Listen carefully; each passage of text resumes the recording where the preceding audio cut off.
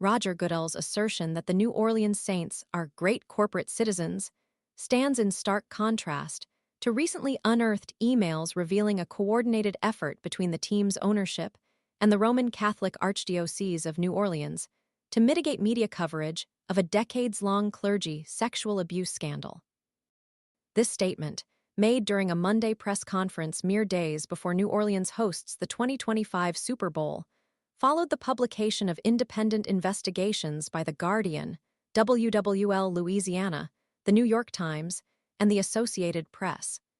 These investigations detailed a year-long campaign, commencing in 2018, during which Saints executives, using emails often bearing the NFL Shield logo, actively intervened in the emails primarily showcased the actions of Saints Vice President of Communications, Greg Bensel, who directly engaged with local media outlets.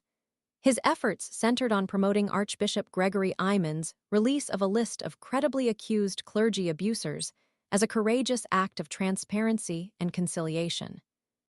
This initiative aimed to counter the wave of renewed outrage and media scrutiny sparked by the resurfacing of clerical molestation scandals, not only in New Orleans but across the nation.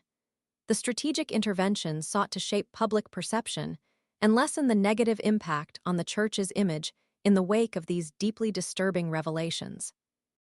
The coordinated messaging campaign aimed to present a carefully curated narrative that would minimize the church's culpability and deflect criticism from the institution. Goodell's response to the revelations was notably underwhelming. He vaguely stated that Saints owner Gayle Benson first mentioned this back in 2018 in the context of this, leaving ambiguity surrounding the timeframe of his knowledge. It remains unclear whether Goodell was referencing statements made by the team in 2020 and immediately prior to the investigative reports, or whether Benson had informed him of the organization's involvement in the church's messaging strategy while the campaign was actively underway in 2018. The lack of clarity surrounding this crucial aspect of the timeline only deepens the sense of obfuscation and raises serious questions about the NFL's awareness and response. The NFL's response, or lack thereof, highlights a significant disconnect between its public image and its actions in this instance. The league's emphasis on social responsibility and its initiatives around ethical conduct seem incongruent with its apparent inaction in the face of such a serious crisis. The implication is that the NFL prioritized protecting the Saints' image and reputation over addressing the profound moral implications of the sexual abuse scandal. The apparent willingness to engage in a campaign to control the media narrative surrounding a child's sexual abuse scandal is deeply troubling and raises significant ethical and moral concerns. The reaction of Scott Kushner, a Pelicans columnist and New Orleans sports podcast host, encapsulates the widespread public sentiment of disbelief and outrage.